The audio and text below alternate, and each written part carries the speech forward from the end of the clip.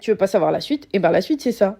Je t'ai dit que c'était pas du tout bête d'ambiance. Candide, il est pas motivé, mais un jour, il rencontre un vieux Turc qui lui dit que lui, il cultive sa terre et que du coup, ça l'éloigne de l'ennui, du vice et du besoin. Donc Candide va faire comme lui et il va commencer à vraiment vivre en permaculture. Ouais, déjà à l'époque. T'as vu, les véganes, ils ont rien inventé. Du coup, ils vivent de ce qu'ils ont.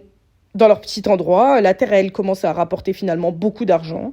Cunégonde, elle est chum, mais elle cuisine bien. Paquette, elle fait de la broderie. La vieille, elle fait la lessive. Giroflet, il fait la menuiserie et il arrête d'être mauvais.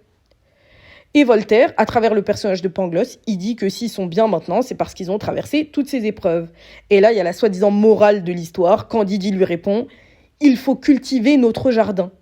Tout ça pour dire que Candide, il est contre la philosophie de Pangloss.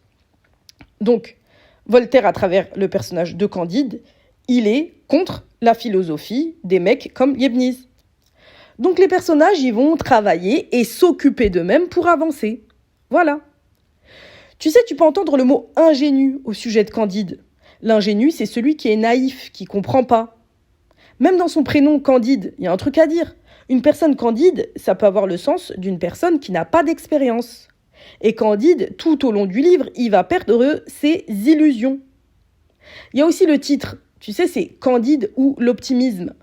Alors, être optimiste, c'est le fait de voir le bien. Voltaire lui dit au sujet de l'optimisme, « Hélas, dit Candide, c'est la rage de soutenir que tout est bien quand on est mal. » Alors là, il va falloir que tu fasses une distinction entre le fait d'être optimiste et le mouvement philosophique appelé l'optimisme, qui est la manière de penser de certains philosophes au sujet du bien et du mal. Et c'est les gens comme Leibniz qui sont comme le personnage de Pangloss, tu vois, ils pensent la même chose. Donc, tout au long du livre, tu as cette pensée. Le soi-disant, tout va bien dans le meilleur des mondes. Du coup, Voltaire, il les a vraiment tournés en ridicule.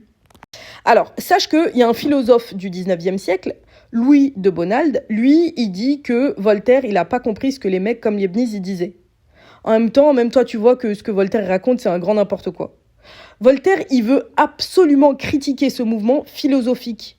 Du coup, il cherche l'opposition. Par exemple, avec le personnage de Martin, quand il parle de Dieu. Alors que les personnes qui croient en Dieu, elles savent que c'est Dieu qui crée le bien et le mal. Mais Dieu, il n'agrée pas le mal. Donc, même une personne, elle peut être bonne et elle peut être éprouvée. Mais en revanche, la personne qui fait le mal, elle rendra des comptes. Car on ne peut pas dire à la fin que celui qui a fait le mal et celui qui a fait le bien sur la terre, que le résultat est le même. On ne peut pas dire que le diable et l'ange sont égaux. Du coup, tu peux retenir que ni les philosophes comme Leibniz, ni les philosophes comme Voltaire, car oui, c'est un philosophe aussi, n'ont raison. Voilà, j'ai fini. T'as vu, je t'ai rendu un méga service là.